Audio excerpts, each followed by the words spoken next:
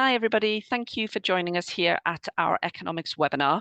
I'm very excited to have our Professor Atanu Ghoshray, who will be talking about economic empowerment, unveiling the excitement of the economics profession, something a little bit different today, but also, how our programs can really help students who want to go into an economics career, who are maybe not sure how to do that, but also how bespoke our programs are, allowing you to get into certain careers and how the industry works. So I'm just going to start off by sharing my screen. I'll do a very quick presentation on us as a university and why I really love working here, and the sort of like the pleasures of coming to study and work at Newcastle University Business School. So we are a university in the northeast of England. We're actually going to be running a variety of webinars that you can join and that you'll have been invited to. Obviously, today we've got the Economic Empowerment webinar, and then you'll see the titles on the screen of the different webinars that are coming through April, May, June and July. And you will have an invitation to that if you've made an inquiry about any of our programs, if you're an offer holder or you are holding a current application in the system as well. We are very pleased to have some very expert speakers at our webinars, and they're going to be interesting and fascinating to attend. So like I said, we are based in the top of England, but in the middle of the United Kingdom. We're the capital city of the northeast of England. You can see us just here before the Scottish border. It's a really excellent location. We have an international airport. You can fly directly in and out of Newcastle to a variety of different locations around the world. You'll see a beautiful photograph of our arches on our main campus. This is a very famous photograph. You'll see where the students have graduated and they're there throwing their hats up into the air and celebrating their graduation. So obviously, once you've come and studied and had that graduation celebration with us, you will also have a photograph at this really amazing location. The second photograph is actually an overview of our Helix site.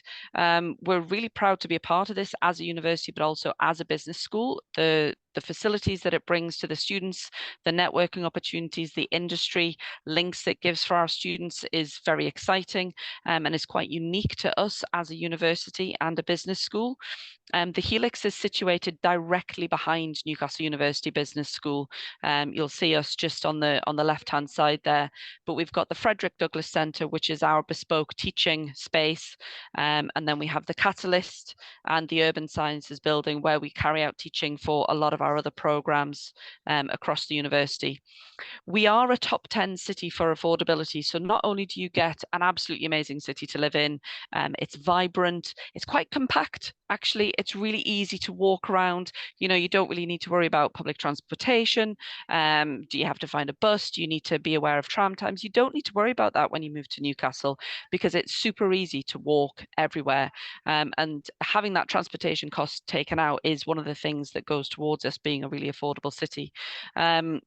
We're ranked in the top 40 in the world. And when you consider the number of cities that we have in the world with universities, that is something that we're very proud to share. But in the UK itself, we're in the top 5. And that comes down to the affordability, the careers and availability for networking and getting to know employers, but also the social life aspect. We don't expect you to just come and study. We want you to be a tourist. We want you to have the student experience. We want you to know about the region. This is something that our students vote for. And I think that's something to bear in mind when you are making that decision for a university. We are a founding member of the Russell Group, so that could be compared to possibly the Ivy League in the United States when it comes to universities. We're very research intensive. That research does have direct impact onto what the students learn. Our academics are experts in their fields, and so whilst it might not be a tangible, pick up and feel experience that you're getting, you can certainly experience it within the teaching and the learning side of things. We're very proud to have a Triple Crown accreditation. for the business school. This is not just achieving the accreditation in the first place, but this is maintaining that accreditation and being re-accredited every time that we have to go through those steps to make sure that we're still meeting those rigorous standards as an institution. Only 1% of business schools in the world hold this triple crown. So again, when you're looking at reputation and ranking, this is something that you want to consider. There's a few things that I love to talk about. I'm very proud of the region that I live and work in. I'm very proud to represent the university. And one of the reasons for that is the work that we put in for things that aren't just related to education, but do have an impact on students. Sustainability is close to my own heart. The university works very, very hard to keep its quality leading towards a sustainability that impacts not just the university, but also on a global scale as well. So in our rankings in 2023, we were joint 4th in the UK and 24th in the world for sustainable development and the research we do on that. 5 stars QS for inclusivity. We're a very, very diverse campus. We live in a very diverse city. I think this goes some way to the experience that the students have when they join us, but also the investment that the university makes in its facilities, whether that's the teaching facilities, whether it's the computers and the programs that students get access to, or even whether it's the sports facilities. We recently spent 30 million refurbishing our sports facilities, and that's something that the student societies or individuals can get involved with. So there are a number of things that I'm really proud to go out and talk about when I'm speaking to students. We've got a really broad portfolio. Obviously, today we're talking about economics. You can see that we've got the 4 economics programs, but we do also have a variety of different programs that students from all across different sectors, different industries would be interested, complementing their bachelor's programs. And we've got some really exciting programs for 2024-25 that I think, if you are interested in those, then you could come to our future webinars as well. Now, I'd just like to introduce Professor Atanu Ghoshray. He joined us in Newcastle University at the Business School in 2014 from the University of Bath. His research interests are in primarily commodity markets with reference to international trade and development. He's been a consultant to the Asian Development Bank and the United Nations University, the World Institute of Development Economics Research. Atanu is the academic of PLOS One and the co-editor of the Journal of Agricultural Economics, and he's also one of our academic selectors. So if a student is interested in coming to study with us, Atanu is one of our professors that read through the transcripts and the certificates and the personal statements and does make decisions on achieving that high quality student that we're looking to study with us. So to begin, Atanu, thank you for joining us. Really appreciate you giving up your time today. We've got a number of questions that I know people are really interested to find out about. We're not going to go too much in depth about the programs. I think that's something that we'd like to offer students the opportunity to come and talk to us on a one-to-one basis, because everyone's got really sort of individual bespoke questions that they'd like to offer us. But I know this gives us an exciting overview of opportunities for students to get into the economics sector, the industry, which can sometimes seem a little bit hidden. Accounting and finance is often the one I get asked about, but actually economics is what they're looking for, and they don't actually realize that is in fact what they're looking for.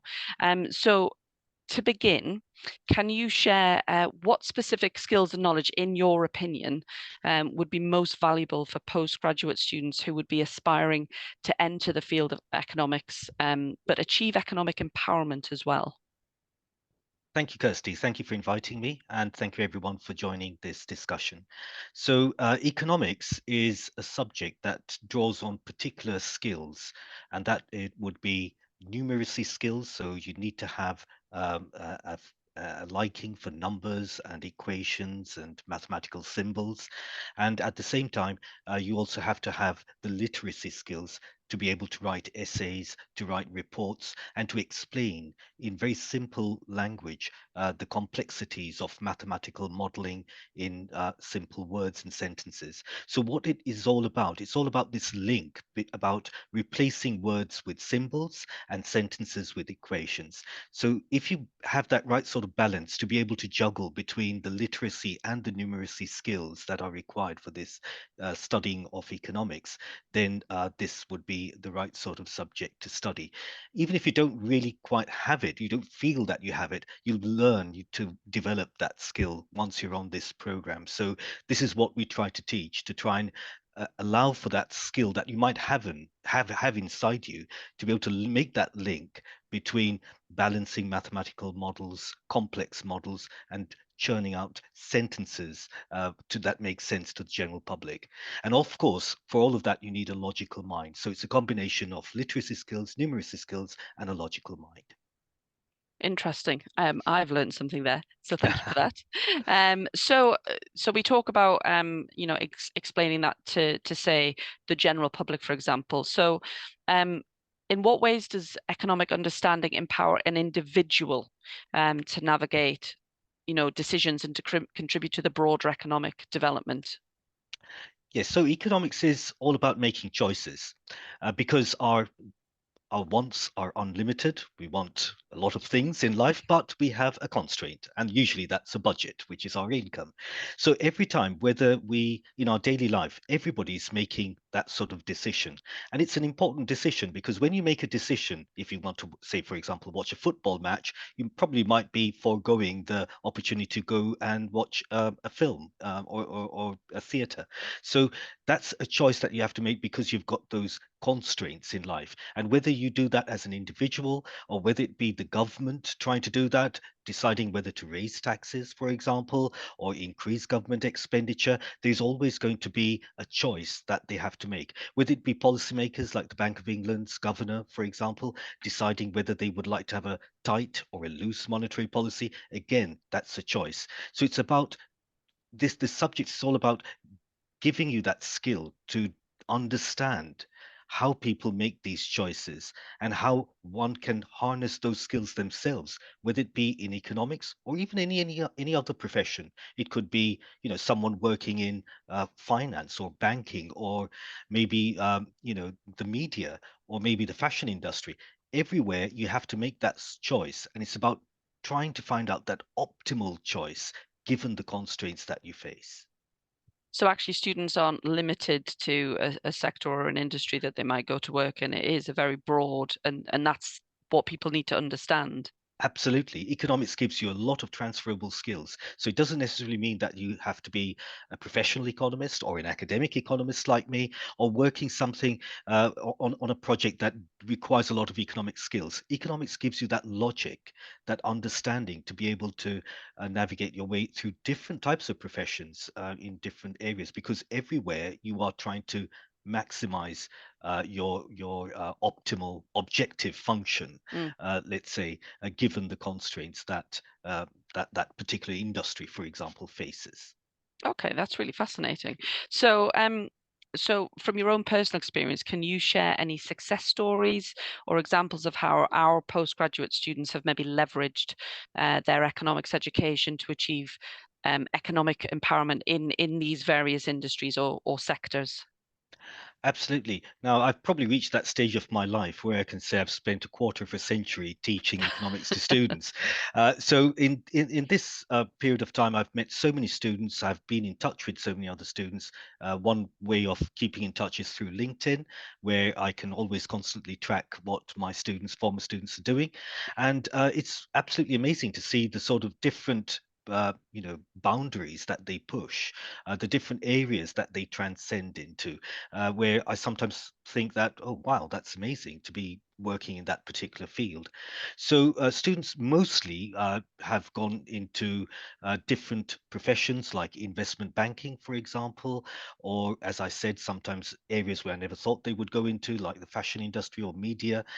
But a lot of them have been engaged as economists working in the government sector, or the financial sector. So many are working as financial economists in asset management companies or in insurance companies or investment banking, and many are also working in the government, for example, as professional economists, whether it be the Treasury or the Department of Trade and Industry or Environment and Climate Change and so on. So it's a really broad range of occupations that students have found themselves working in, and it really gives me a lot of pleasure to see that it's not just in economics but also in other areas as well. Yeah, that's really interesting. I have to say one thing that that I learned, and I didn't realize this, because you often just when you see someone on television giving their opinion, you assume they're a pundit. But actually, I learned from one of our other academics, John Wildman, that often when we see a global event being explained and the ramifications that have taken place, it's often an economist that is in in that hot seat being grilled by the newsreaders. So there's the public side of things as well, or the consultancy side of things that students might have the opportunity to do. Absolutely, absolutely. And as you rightly said, there are questions that are asked on a daily basis, which are sort of real world questions. And what we teach in university here in Newcastle is how to understand those decisions. For example, if a decision has been made by the government, to be critical about that, to try and understand where the government's coming from. And there is always that possibility that there's always an alternative policy that could have been pursued. And to make students think about that, that's something that we try to achieve. So we sometimes can understand, well, sorry, we obviously should understand, but students can understand that by the end of their course, whether they agree with a certain type of policy because there is a particular objective that the government or maybe the policymaker has in mind compared to another alternative policy. So these are definitely things that we teach, and we also enjoy ourselves when we watch on television people were talking about the economy or general economic problems. Sometimes, as you said, the question itself may not be it may not appear to be economics, but there is an economic ramification that's underlying that particular logical answer to it. So that's something that we cherish a lot as economists. So when students are coming to the end of the program with us, they often have to do a large capstone project, we might call it. Where could students sort of see topics growing, like their own interests? What sort of projects have been undertaken in the past, that maybe have real world implications within them? Absolutely, very good question. What we do is over the years, I teach first year students macroeconomics, and while I teach them this subject, I constantly keep drawing real world examples and just plant a seed in their head about what they could think of as they progress through their studies. By the time they've reached their final year, they would have lots of ideas in their heads, thinking about, oh, we could do this or do that. And there is something called a dissertation that students can write. And personally, as an academic, I always encourage students to do that dissertation because when they do that, they can put their own stamp on a Mm, piece of work that they have learnt over those years of study. So they've learned the skills, they've learned the tools to analyze problems, and now they've got that opportunity to apply those skills and tools that they've learned on a real world topic that they feel very passionate about, for example. And what this also does, it's not just about writing a research project and trying to get closer to the truth or the answer, but if they work in an area subsequently, which is their sort of area of interest, then they could actually impress their interviewers mm, or their employers, prospective employers, with their knowledge and understanding of the subject because they've spent a whole year researching on that project. And this has actually happened with some of my students. They've come back to me and they've said, I really enjoyed the project that we did over our final year because it taught me so much. I learned so much that I impressed upon my interviewers or my prospective employers doing the job interview. And now they're doing a job that they really feel very passionate about. mm. So that it's a win-win situation. So for both our undergraduate and our master's students, it's that passion piece. So it's not Absolutely. it's not just about oh, you've got to do a big project, and it sort of like brings everything to the end. It is in fact a way of showcasing that to future employers, the deep dive Absolutely. that you've done. Absolutely. As a matter of fact, for the postgraduate students, it's compulsory. They have to do Mm, that final year project, because that's where they're really putting into putting to work their understanding of the subject. So again, through the postgraduate programs, the first and the second semester, they learn all the tools, they learn all the concepts, and then it's about applying those tools and concepts to a real world economic problem. So that's definitely something that they're going to gain a lot from, mhm. and that can be an area where they could pursue their future career. Yeah, really impactful, really impactful. So, so when we think about that, so what role does interdisciplinary collaboration play in harnessing the full power of economics, both not just for societal economic empowerment, but for that individual personal economic empowerment? Absolutely. So for economics, there are different branches, and some branches have become subjects in their own right. So, for example, international trade, it started off as a well, you could say there's a branch in economics called international economics, where they do a bit of trade. And then that has expanded so much that nowadays you could do a postgraduate qualification in international trade, where you do not just economics, but international trade law, international relations, politics, all bunched together to form a subject in international trade. Now, as a student of economics, if you pursue that particular branch of economics, that's international economics, you are actually, in a way, going to also learn a little bit of trade law, because that's important to understand how tariffs are being slapped upon products that we export or import. You could also think about how politics plays a big role, geopolitics, for example, how cartels are formed, which is again economics. So they're all interlinked. So that's how interdisciplinary economics evolves. I work on commodities. One of those commodities is oil and natural gas. So Hmm. I have to work with engineers, for example, here in the Center of Energy that's based in Newcastle University, working with engineers, working with sociologists, sometimes working with people who work in biodiversity, because these all have a link with the concept of energy security, energy moving towards, net zero, trying to Mhm. transition away from dirty fuel to more cleaner forms of energy.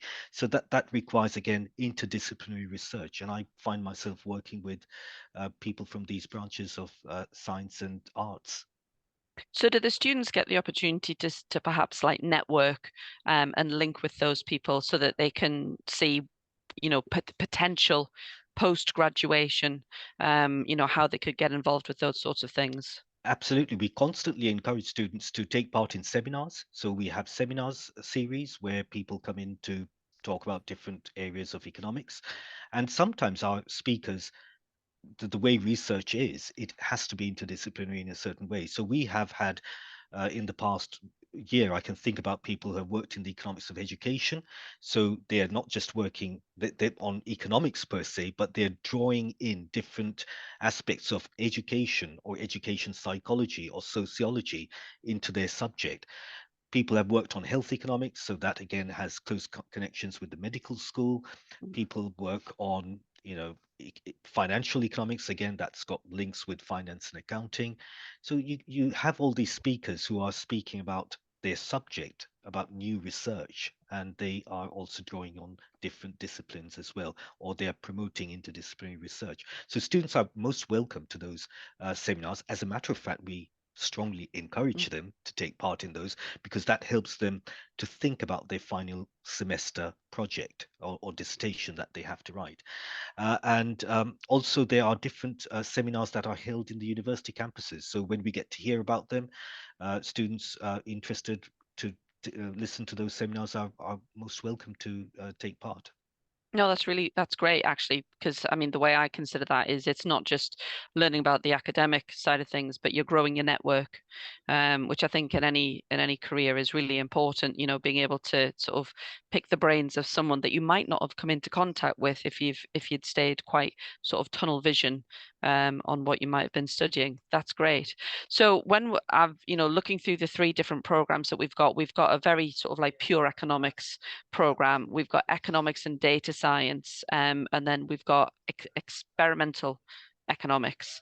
Would you say that there was a way, or behavioral and experimental economics, would you say that if students weren't maybe necessarily sure about what they wanted to study, is there, or do in their career after they've graduated from their masters, is there a way of helping students to make that decision, because they're very much pathways?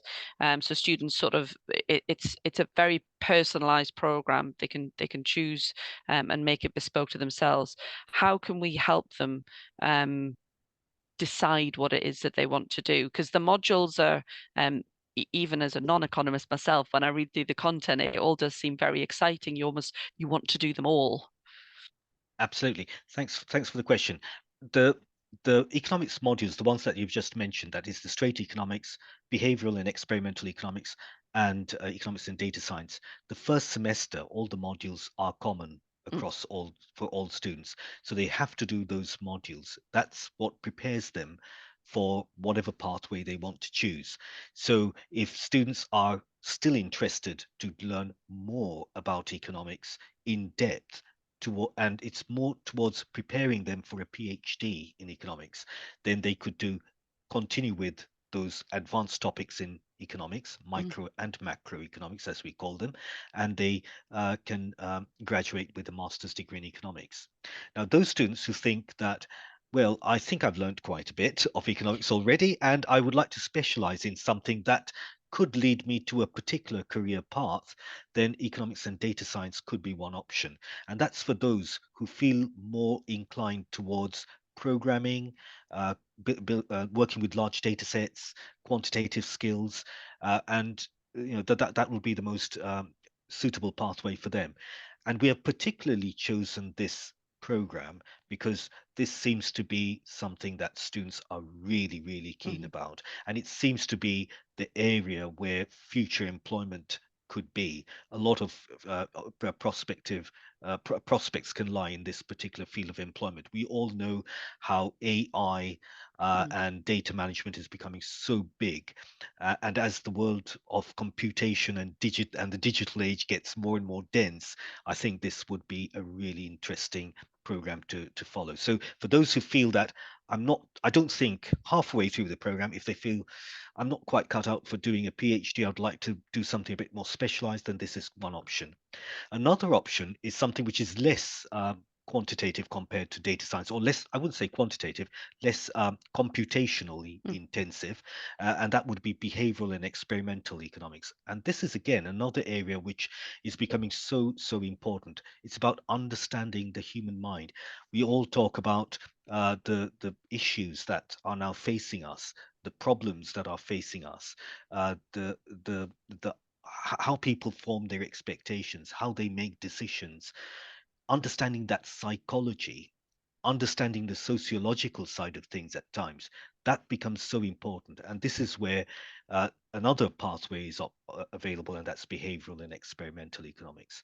So we've got these three different pathways that students can start. So they could start off with an idea that maybe I want to do economics, but then branch out into mhm. something different. Or they could even have thought that maybe I want to do economics and data science, but then they get so into economics, the subject matter of it, and they probably want to do a little bit more, that they could end up shifting their pathway and move Mhm. into just pure economics. Okay, so it's actually really it's easy for a student to do that, at the right Absolutely. point in the program. Mhm. And Okay. of course, we have the conversion program, which is Yes. economics and Economics and finance, finance. and that would be something where we do not require students to have a very strong quantitative background and a significant component of economics in their undergraduate Hmm. study, and that would be more of a program that is not quite uh, cut out for students who want to pursue a career in research, but they could work as professional economists, Hmm. or they could work in other areas, as I've alluded to, Hmm. finance, banking, insurance, or maybe something less finance. It could be Hmm. even, fashion or media or Yeah. something different. Yeah, Yes, interesting. And I'm just thinking for students who maybe, they think about data science or they think about data analytics or business analytics. Actually, the data science and economics program might be something that they hadn't even sort of it hadn't crossed their mind. But actually, this from an employment perspective, when we're thinking about future roles and what industries and sectors are looking for in future leaders, this might be a perfect storm of qualifications and learning absolutely. to really put them in a good position. Absolutely. And the skills that they will learn are just going to be incredible because we are going to be teaching students how to program in R. They'll be also learning another software package, which is Python. And both of these packages are what I would describe as third generation packages. These are state of the art techniques that they're Hmm. being taught. And this gives them a huge advantage in the job market. It's not something that we have I think we have been quite early to get into uh, this particular branch Yeah. of study because other universities, as I understand, are catching up as well. They're also trying to introduce this program. So we are in this quite early, along with some other Russell Group universities. But I think this is something where we have got the right sort of people to teach these skills as well. People who have got a lot of experience programming in R and Python and use it for their day-to-day research as well. But we also have the National Centre for Data on our Helix campus in the Urban Sciences building, which and obviously the Helix is a 350 million pound sort of flagship centre, but the facilities, like you've mentioned, that they'll have access to that they might not, well, they won't get access to the National Centre for Data. Because it's on our campus.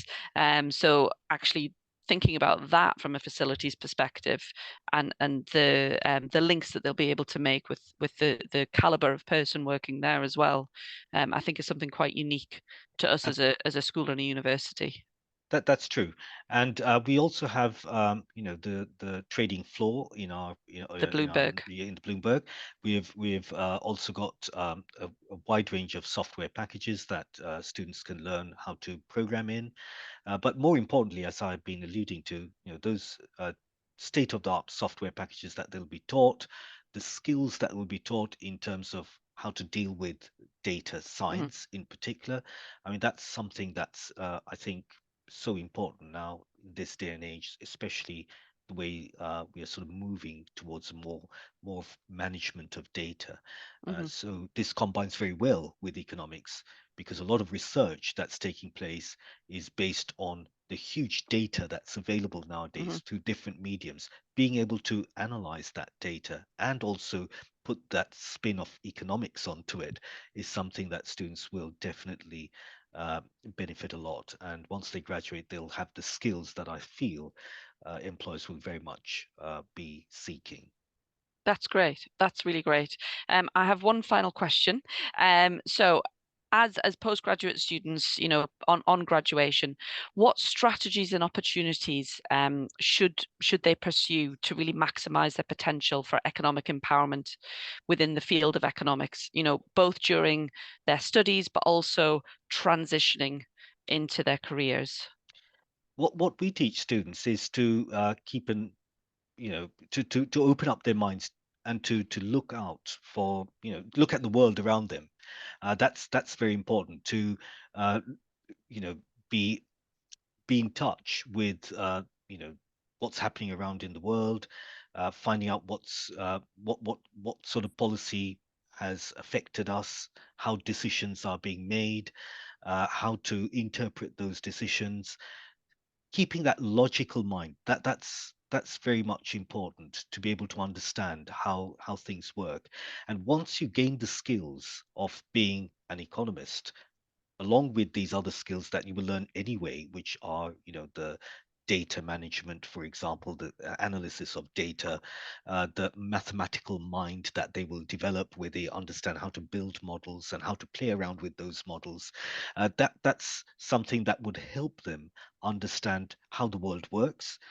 They will also learn how people come to certain decisions to be able to make their own minds up as to whether that decision is the right decision or not, or if there are any gaps in those decisions that have been made, being able to identify that and to be able to argue passionately about your own ideas is also something that we very much encourage students to do.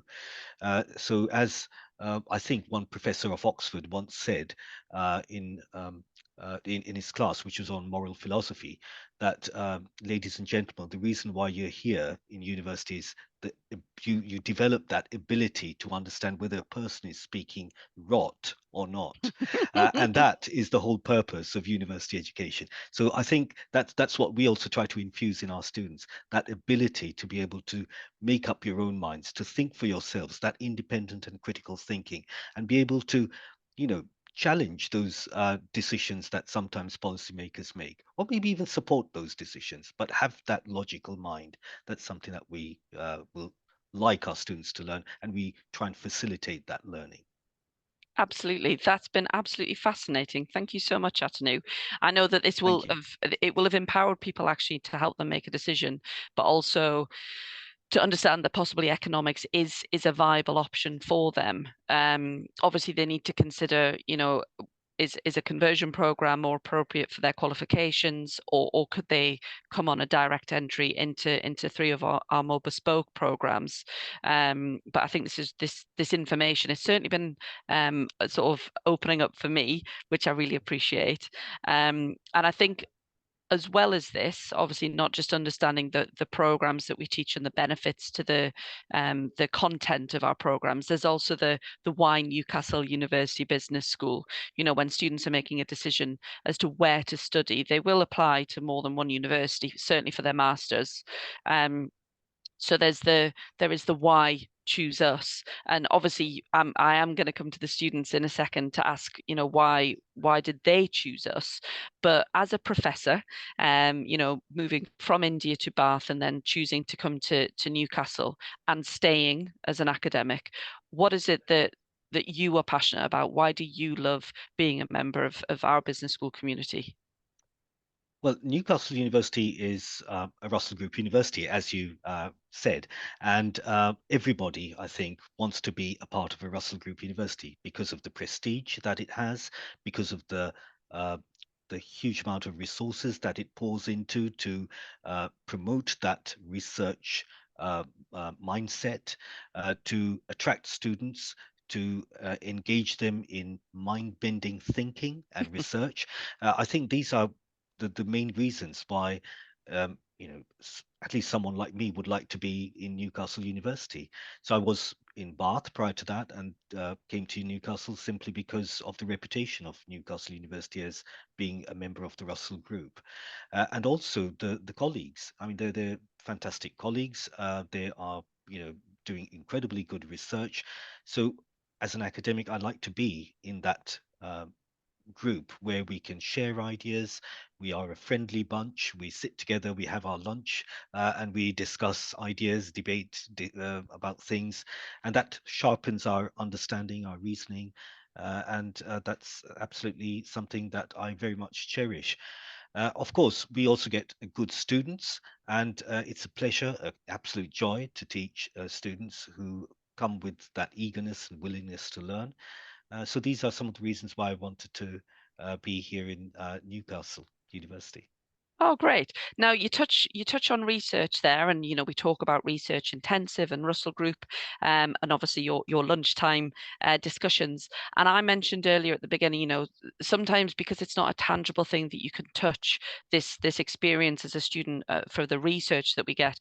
Why is it really important?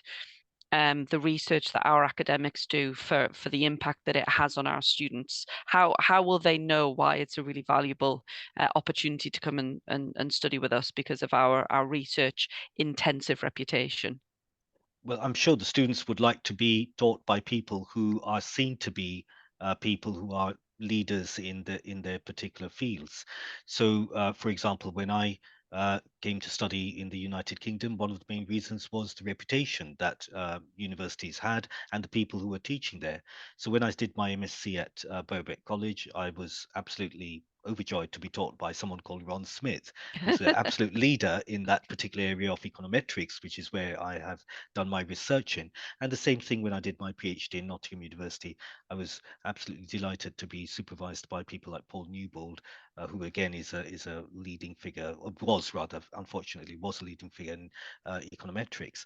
So in the same way, I would imagine that students would like to be in a department where they can say that I'm so pleased to be taught by so and so who is a leader in this particular area of economics. And as students will see for themselves, they will be taught by academics who have got a lot of experience, either not just in their field of economics where they have been doing the standard usual research and teaching, but also they have been involved in so many projects. There are people who are working in a lot in environmental economics, for example. They are working with stakeholders, non-governmental organizations, international organizations. For my part, I've been a consultant for international organizations as well, and that just not it's not just about doing our research, but taking our research and seeing how it sort of impacts upon the wider world. And I'm sure students would like to have that experience that someone has taught them who has been engaging with the wider world, has built up a reputation for themselves, and that would probably be one of the attractions of studying at Newcastle University, where most academics have got that experience under their belts. And even the younger career researchers, the early career researchers, they're absolutely brilliant. They've got their PhDs from very reputable universities. They have been supervised by some of the sharpest and brightest minds. We are so proud to have a young cohort of new entrants in our subject group, and I can only just say that they're absolutely brilliant. Oh, that's excellent. It's good to hear, and I think it's good to hear from an academic again why they want to stay. Not just from the student perspective. And I think it's really interesting and really valuable. So thank you for that, Atanu. Kunal, I'm going to come to you. I know that I can see you've been nodding along, and probably wishing you'd chosen to study economics now. But as a student, obviously, you study our international business management with the sustainability pathway.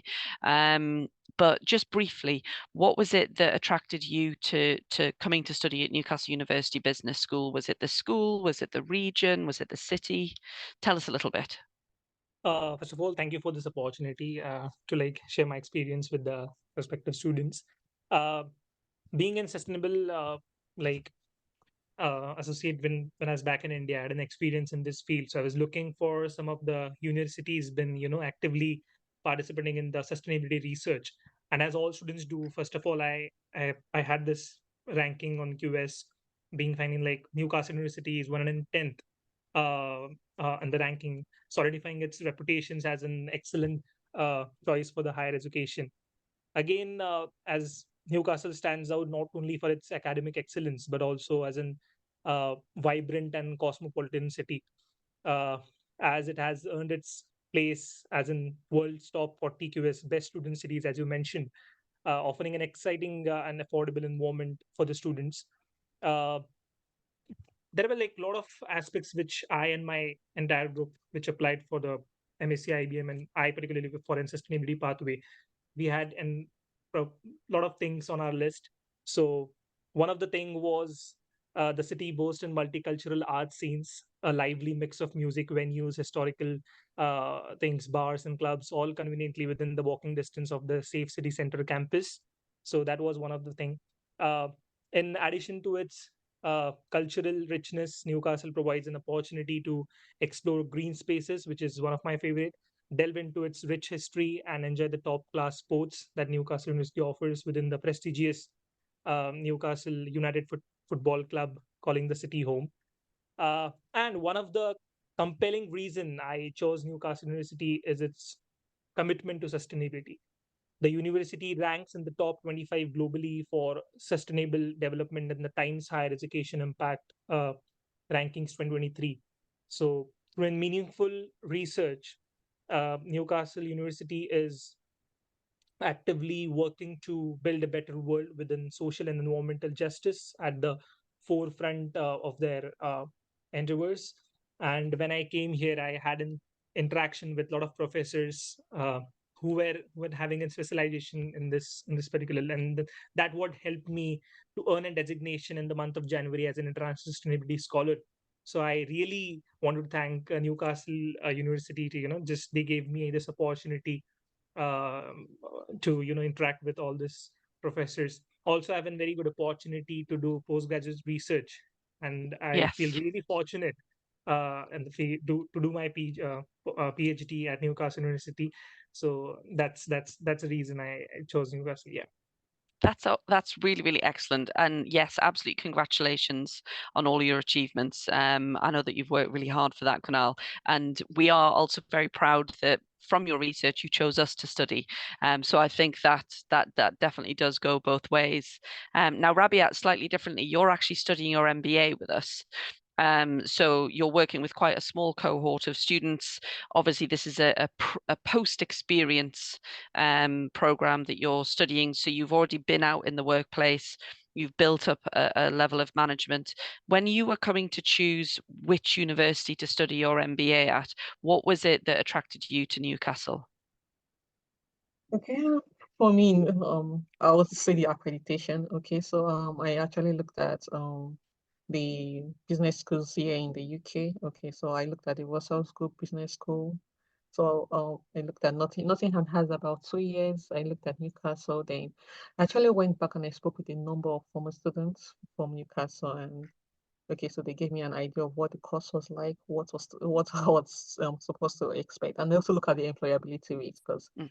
yeah, the reason why you're coming is, am I going to get a job after? So yeah, and when I saw like the rate was actually very good for a business school, and I was actually pleased. Then I went back to the student, and they told me a lot about Newcastle, the living expenses, how easy it was to interact with the staff and students, and how diverse their cohort was. I didn't want to come into a place where I will be a unicorn. Mhm. So yeah, so, yeah, that was actually a big factor for me. So I didn't just want to like, I know, I wanted a place where I could fit in, and Yeah. yeah. Oh, that's interesting. So I imagine probably before you came to study your MBA, you maybe had an expectation of what kind of experience you might have. Um, how have you found it since? Because we're in semester 2 now. You're I can almost see the light at the end of the tunnel for you. But I know you're going to be studying very hard. But what has been your experience? Because I know there's quite a lot of practical work on the MBA as well as the classroom time as well. Okay. When you ask other people that have done MBA, like what's was their MBA experience like? Everybody tell you stressful, is intensive. So you come into the program kind of expecting that. Well, what you're not expecting is the mental capacity an MBA takes out of you. Right. Okay. MBA program doesn't just teach you the classroom work, though it's kind of hectic. You're kind of expecting that, but what you're not expecting is the fact that you have to unlearn and relearn a lot of things, right? It's actually teaches you how to look at businesses, at people, at organization at a totally different way from how you normally do things. So you have to, there's this element of critical thinking, there's this element of, okay, so what am I doing? Self-reflection. There's a lot of self-reflection and industrial reflection in MBAs. So you have to go back and do a lot of personal unlearning and relearning how get to like reflect on yourself of why do I do things the way I do things, then have to go back and look at it from a business point of view, from an industry point of view. So yeah, the the physical work is kind of what you're expecting, but I don't think anybody expects the mental work. It's It actually is quite a lot. it is intensive. It is Yeah. intensive. But do you see, for you, has it been a valuable experience? Yeah, it has been. It has been a valuable experience. It actually widened my horizon. That's actually widened how I look at things, how I look at people, especially people like the diversity of my cohorts has a lot to do with that. Okay, because I have colleagues from South America, I have colleagues from India, from especially Indian, from Southeast Asia, Thailand, and so you get to look at their personal experiences and you get to realize that kind of you're not so much different, but we are kind of still different. So Mhm. you get to get that aspect, get to get that learning from their experiences, where they are coming from, how they tend to approach work, how they tend to approach business cases, and yeah, that depth and breadth of experience is actually very invaluable. Brilliant. Thank you. Thank you for that insight. I have one final question for all three of our panelists. Very, very briefly, what would be a tip for anyone coming to study, whether that's about the city, whether it's perhaps Atanu, what students can expect coming onto the program and how they can prepare, or for our students, what one thing might you have wished you'd known before you came to Newcastle to study? Kunal, I'll start with you. Yeah, particularly, I would like to tell all the new students who are thinking to come here is to be prepared with the CV part and the cover letter part. Now, why I'm saying this, because when students come here, they start applying to the part-time jobs, or if they are trying to apply to the internships, they don't have the level of CV what UK market is expecting, because there are a lot of students who are coming from India, and at the very beginning they had this problem. But we have a very good career service at Newcastle University Business School. I really like the team, the way they guide, because I, being a student, I came up, I approached them that this is the CV, and the CV which I had in the month of September and the CV I had now, within 2 job offer letters coming from the same, after the guidance from the career service, there is a lot of difference. So I would really like to tell the students, like, if you are coming here, try to work on your CV, and also think about in pathway, like what skills do you want to learn, what certifications would you want to do.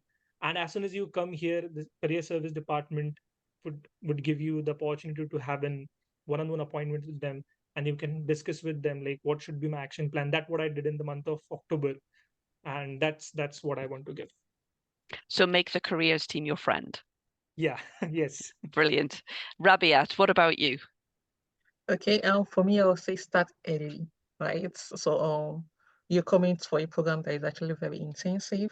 So you want to be in the city a bit early before the program starts, because if you come when the program actually starts, you just be playing catch up. And that's actually not very going to not going to be very good for you. So Yeah. be here early, sort out your accommodation, and be in a mindset that can actually help you with your program. So coming to acclimatise, maybe getting Yeah, to know the city, finding your way around so that you're not doing that at the same time as starting your program. You think that's yeah. valuable? That's actually very valuable, seriously. Good. Because I actually did come late and I struggled for the first 2 months. And it's something Mm. I would tell my future self. Yeah. So come early and make friends with the career service. And Atanu, the final word for you. Any tips for students coming to study with us? Right. Being an academic, I can probably only comment best on the academic side of things. Given that it's a one-year program, the postgraduate programs, it can go by very quickly. So it might be a good idea just to have a quick look, gloss over what the content is, just make sure that the reading material that's posted on the web pages, the information that's given out to you, you have access to that. Just make a quick check on the library. Usually the library has all the books, the key references as ebooks, so that there wouldn't be any problems accessing those that information. Just to make sure that you've got that information, that access to the reading list and everything. Just before you start your program. So it's just a few minor things, but they can be very useful just to make sure that your transition is smooth. Because I'm quite sure, especially for overseas students, when they arrive for the first time, there's so much to think about, so much to take in, that you would just like to get this homework done in advance, just to make sure that you've got the right sort of reading material on hand. Any questions about the course, you have a list of that so that you can quickly put those questions forward to your personal tutor or the module leaders or the DPDs who are in charge of these programs. Very, very good advice. And I would wholeheartedly agree with that. I think for students who are considering coming and it's decision-making time, we're very, very transparent on the website as to what the content of our programs is. Read the modules, the title of the module sometimes isn't as informative as we'd like it to be, but behind those titles is you know, what you could expect to learn. How are we going to teach you? Is it lectures? Is it workshops? How are we going to assess you? You can even look at the reading lists, and then obviously once you become a registered student, you will have access to all of our platforms, to our IT systems. So as Atanu said, making sure that they all work for you, that when you've registered, you get your passwords and you can access the library either in person, you know, 24 hours a day, or with those ebooks, you know, so you're not worrying about having to take something out before they might run out of copies. I'm going to say thank you to all of our panelists. It's been genuinely fascinating. I always love doing these with our academics and students. I learn a lot, which is very useful in my job, but I know that this will have been particularly valuable for the students who are at that point of considering the next step in their academic education. So thank you very much to everyone, and goodbye for now. Yeah, goodbye. And thank you very much, Kirsty and Lottie, for organizing this whole program. sir. And also to Kunal and Rabiat, it's good to hear from students as well, your perspective. Have a Thank nice you. day. Thanks.